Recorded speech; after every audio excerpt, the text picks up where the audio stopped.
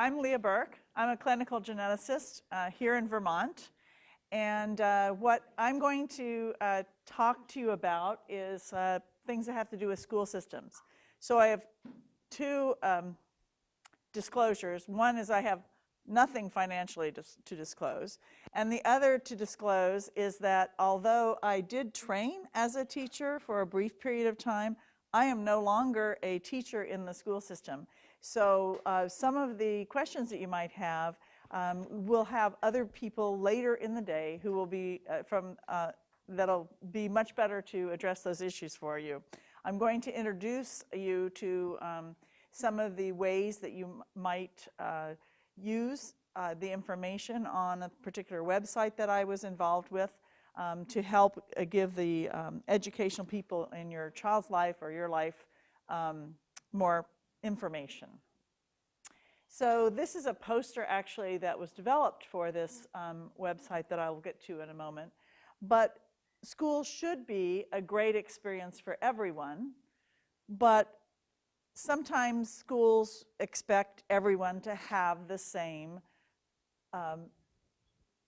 abilities, okay? The same strengths, the same weaknesses, the same ways of doing things. And so in order for children who have differences, genetic or metabolic or rare genetic conditions, we have to figure out how to help the teachers and the educational people change the educational makeup so that each child can learn well. So it was when we were looking at that we started on this venture called Gems for School Success. So that stands for Genetics Educational Materials for School Success. And this was a project of the New England Genetics Collaborative, now the New England Genetics Network. And we decided that this would be our project, to make a website that had information that educators could access about genetic and rare conditions in order to help the children in their classrooms. So this is a dizzying slide, but this is actually an algorithm that was set up by one of our board members, Ann Dillon, who is in education. She also works for the Institute on Disability at New Hampshire. And she said, okay, what are the things that we think that children with special conditions need to have considered in the classroom? And so if we take this and sort of blow up the upper left, these were the central guiding principles. So one of the things is that we wanted those people in the educational field to be able to learn about specific conditions so that there was a source outside the parent themselves that they could get some information. We wanted them to be able to help the child socially be able to interact in the classroom in a much more inclusive way. And we wanted to make sure that if they heard a child had a condition, that everything didn't seem negative. So we wanted them to have positive assumptions, have high expectations, assume that the child could be competent, not assume that the child was going to have troubles. And then talk about what kind of accommodations. So we broke down the considerations into these sort of categories. And you'll see that one of the things we wanted to make sure in the inclusion was if a child had special needs, that they could still attend special functions safely. They may have an emergency plan. So it might be a condition where something might happen and the family has an emergency plan that they use to go to the emergency room that Julie talked about, but they could also share it with the educational people. What if the child just gets tired more easily than the other children? What can the teachers do about that? Sometimes there are dietary and medical treatments for whatever condition it is, and the nurses, the teachers need to know about that as well. Communication supports if they don't hear as well, if they don't see as well, how can that be figured into the classroom situation? What about if they have to miss a lot of school because they have a lot of doctor's appointments, because they have a lot of illnesses? How is that figured into their plan of education? And then behavioral and sensory supports. So what if the behaviors were one of the biggest challenges for that child? or if they just had different sensory inputs than other children, or they were in pain more than other children. So how do you support that? And then what to do if the child's condition actually declines? What is the educational system's responsibility to the family, to the child, if there was a change in the child, in their classroom? Then, of course, the specialized educational supports. But this is actually the part that many of the educators had the most knowledge about. So most of this is what a lot of our efforts were spent on, because it was this little box where the teachers actually had more knowledge. So if you look closely at just one of these, for instance, if the child fatigues early, there are a lot of things that could be done. You could give shorter assignments. You could expand the curriculum, allow the student to bring the books home with them, provide a change in setting, allow them to get up and move around, different things that would help that individual child. If there were dietary medical needs, one of the big things was to allow snacks in the classroom. Now, in the early years, that's sort of a known. You know, in kindergarten, preschool, everyone gets snacks all the time. But as a child gets older, if it's a child who needs to have frequent feeding for their condition, that's a big thing. So you just have to have the person be able to have their snacks or food in classroom. Also be able to go to the nurse's office to get medications, things like that. So all of these are things that we considered when we were making this website. And so we wanted it to be online. We wanted it to be free access. It's now been mobile optimized, so it's not an app.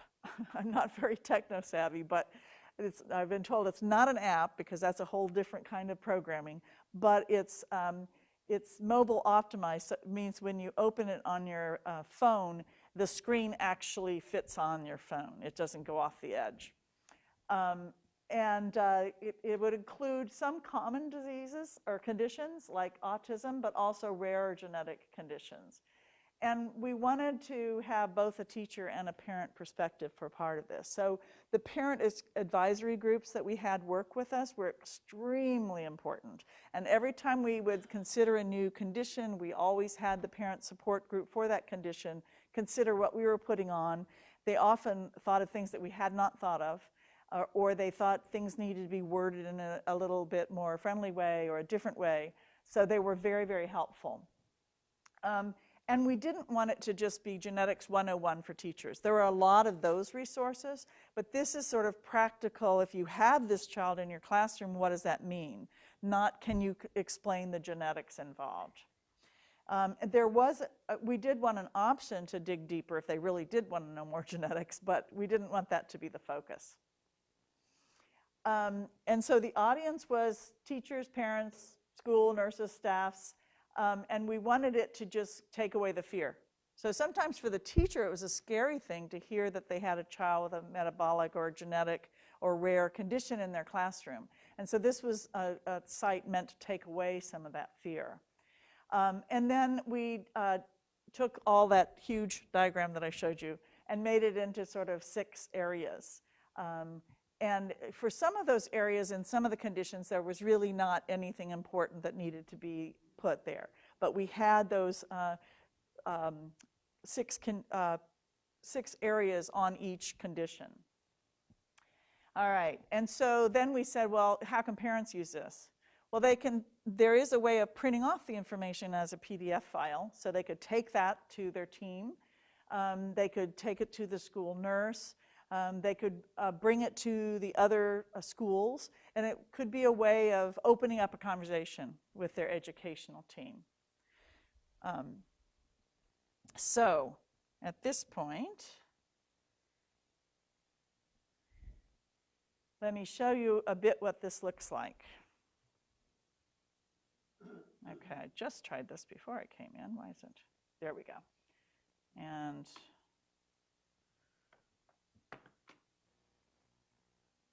there. All right. So this is what the site looks like. And you can see here, this is a new button. And the reason for that is some of our funding is no longer there, so we're trying to keep the site up and keep new conditions coming. But there are, if you press the conditions buttons, you can see all of the conditions that we have on the site now. If you click on the resources, you'll see that there are other resources there, and I'll get back to that again. We also had a place for frequently asked questions. So if you don't see the condition listed, how do you suggest a condition to be included? And you can email Karen Smith, who's the person who manages the site. And one of the things that we wanted to make sure was there was that not every child has a diagnosis. So they have a rare condition, but it hasn't been able to be diagnosed. So would this be at all useful for them? So we tried to put that, actually it's under the conditions button, but if you go to that, you have the same kind of things to think of, same kind of buttons, but they have a little different focus. In other words, they have the Meet a Child, which is part of all the conditions, where you can click on that, and there's a child who has shared her story and her family story, and what it's like to have a condition that's not diagnosed. There are general tips and strategies, so that includes that big diagram, but they're sort of general guiding principles so that it's a way of saying, okay, even if you're undiagnosed, these are things that you need to bring to the teachers in the classrooms to think about for your child. And then it talks about partnerships that you might have and other resources. So if you go to a condition and for instance, if you go to Angelman, which is the name of a rare condition, you can see there's a Meet a Child, and that's another child story. You can go to the medical dietary needs, and so most of the conditions have specific medical needs, and so the possible medical problems can be quite extensive, and there's always a reminder that not all children with all conditions have the same problems.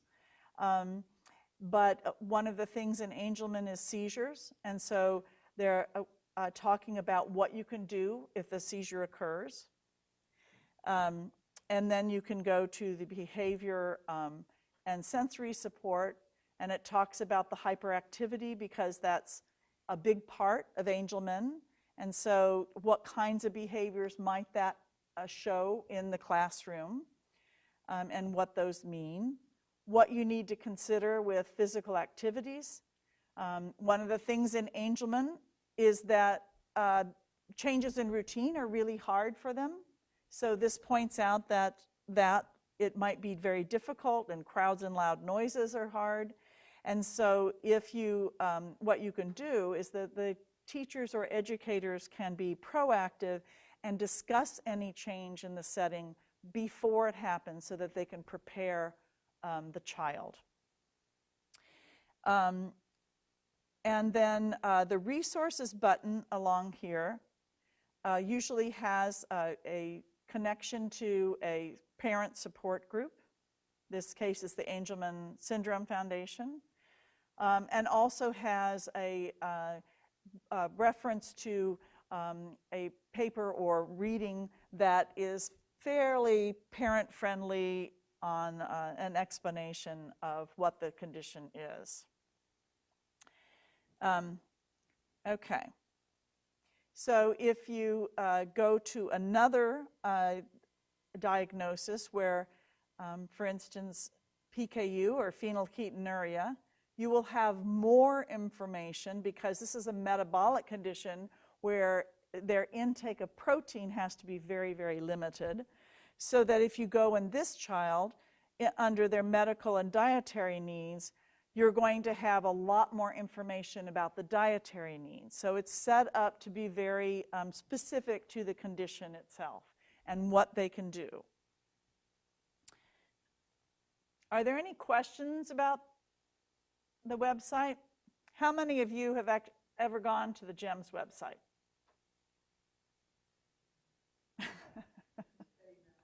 Betty.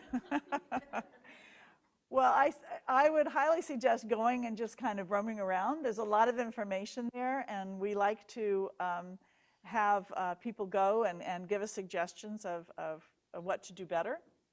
Are there teachers here today?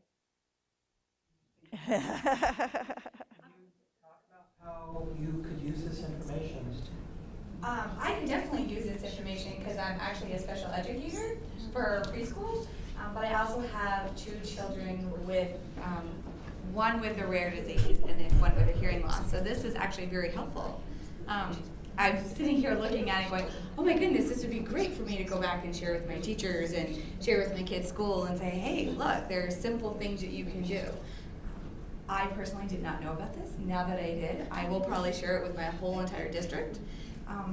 Because I think it would help.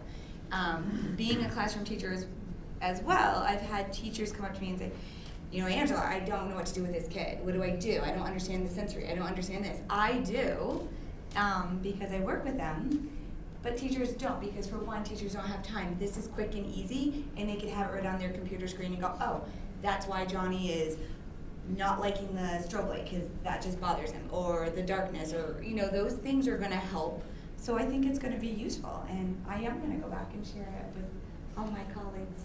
So dissemination or getting the word out has always been a challenge for a group, and we had the number of hits that we keep track of on the site went up a lot after the parent advisory group went out and spread the word, and so that really helped. It's interesting to look worldwide because there are certain countries that use the site a lot. It's getting the word out, because I think that some of the stuff that's here, even if your child's condition is not there, some of the stuff that's there is very helpful.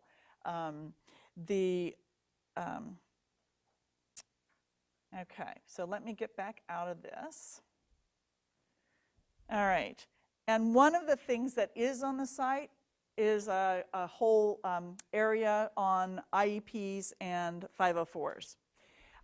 And this is an area where I think having some of this information and the fact that you can print it off and bring it to this meeting is very helpful.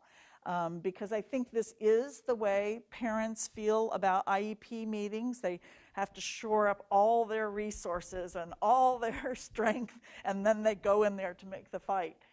The other thing I will tell you is that there are a lot of people in the healthcare field who are much more willing to go to those IEPs and help explain conditions than you think.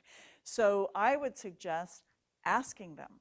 I'm going to school just next week. Well, no, next week I'm on, but the week after that, I'm going to a school to talk about a rare condition that one of my patients has because he's transitioning to a new level of school. So reach out to the medical providers and people that take care of your children, because often they will meet.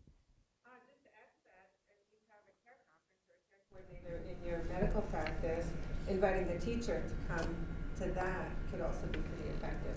Yeah, that's a great Go both ways. Yeah. And I'm not going to go over all the IEP and 504 because the Vermont Family Network is also has a educational person, and they are a great resource for that. So, okay.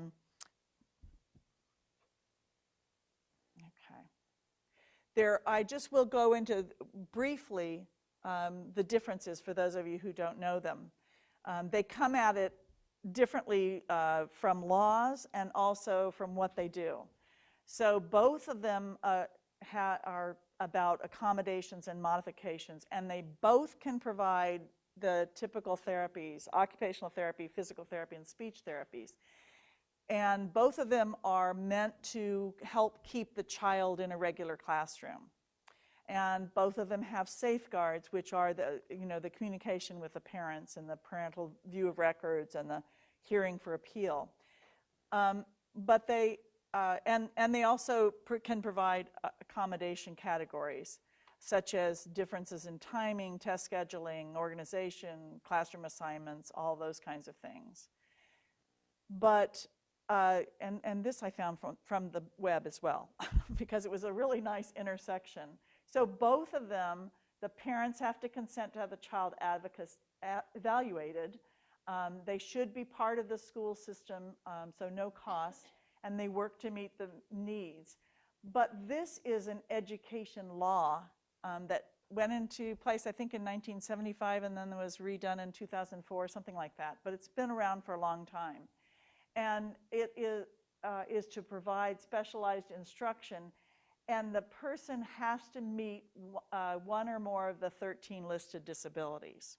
So that's the biggie that kind of makes some kids go off of an IEP, and then it's like, now what do we do?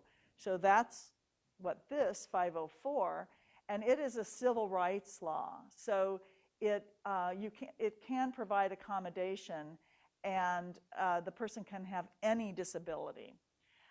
However, that's a biggie, because the states don't receive a lot of extra funding, which makes the section 504 is more of an unfunded mandate. This is different in different states. I like the cartoon too. But it's, it is different in different states. But there is a difference in law. One's an education law and one's a civil law. So there are some challenges. And sometimes what I find with patients' families is that the school system has this beautiful plan, but there aren't enough of the therapists in that area. May not occur in a bigger city, but certainly in a rural state like Vermont, that's one of the challenges we have, is that the therapists and people to provide those services, there just aren't enough of them in the areas. So there are definitely challenges, but this is what we're going for, equal rights in the school system.